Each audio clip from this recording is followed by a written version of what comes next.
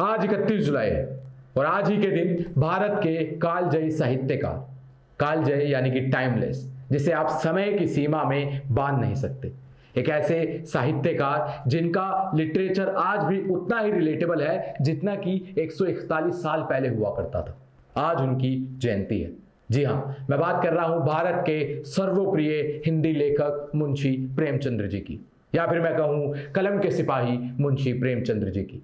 इन्होंने अपनी कलम की ताकत से पूरी सोसाइटी को एक नई दिशा दिखाने की कोशिश की, रिफॉर्म लाने की कोशिश की। इन्होंने उस समय में जितनी भी कुप्रथाएं थी, अब चाहे वो विडो रीमैरिज को लेकर हो, प्रोस्टिट्यूशन को लेकर हो, कास्टिज्म को लेकर हो, या फिर देश में हो रहे अन्याय को लेकर हो, ब्रिटिश शासन के खिलाफ हो, देश प्रेम के हक में हो, इन्होंने इन सब पर खूब लिखा और अपने लेखन से जबरदस्त वार किया।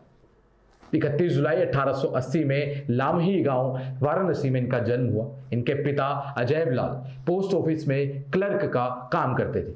इनकी माता आनंदी देवी बचपन में ही इन्हें छोड़कर चली गई थी और इनका असली नाम था धनपत राय श्रीवास्तव। इन्हें अपना नाम बदलकर लिखना इसलिए पड़ा क्योंकि 1908 में अंग्रेजों ने जब इनका पहला उर्दू कहानी संग्रह, जिसका नाम था सौज़े वतन, उसको जब्त कर लिया था, उसे जला दिया था, क्योंकि उसके अंदर अंग्रेजी शासन के खिलाफ लिखा था, देश के हक में लिखा था और देश में लोगों पर हो रहे अन्याय के बारे में लिखा गया था। अब आप सच्चाई को तो जला सकते हैं, लेकिन सच्चाई की जो राख होती है ना, वो झूठ के महल से भी कई ताकतवर होती है। यहां पर मैं आपको बता दूं कि ऐसा सिर्फ उस दौर में ही नहीं होता था, ऐसा आज के दौर में भी होता है। आज भी जब आप सरकार के बारे में कुछ भी लिखते हैं तो आपके लिए एक बहुत बड़ी मुश्किल खड़ी हो जाती है। हाँ, वो बात अलग है कि उस समय में लेखन जलाए जाते थे, लेकिन इस समय में ट्वीट डिलीट कराए जाते हैं। जी हाँ, अब मैं बात करूं मुंशी प्रेमचंद्र की, तो वो ऐसा कहते हैं कि मैं एक मजदूर की तरह हूं, जिस दिन मैं कुछ लिख ना लूं, मुझे रोटी खाने का उस दिन कोई हक नहीं।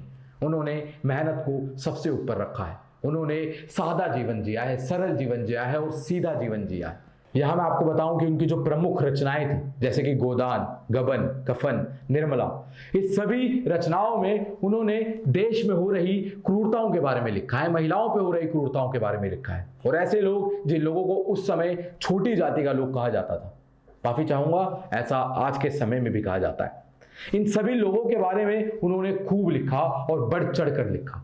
और आज के समय में बढ़ते संग्राम को लेकर, जो है धर्म को लेकर राजनीति, धर्म को लेकर लोगों के अंदर नफरत फैलाना, इस बारे में भी मुंशी प्रेमचंद्र जी ने उस समय में एक कविता लिखी थी। और उस कविता को लिखते हुए वो कहते हैं कि मंदिर में दाना खाकर चिड़िया मस्जिद में पानी पीती है, मैंने सुना है राधा की चुनरी कोई सलमा बेगम सीती है।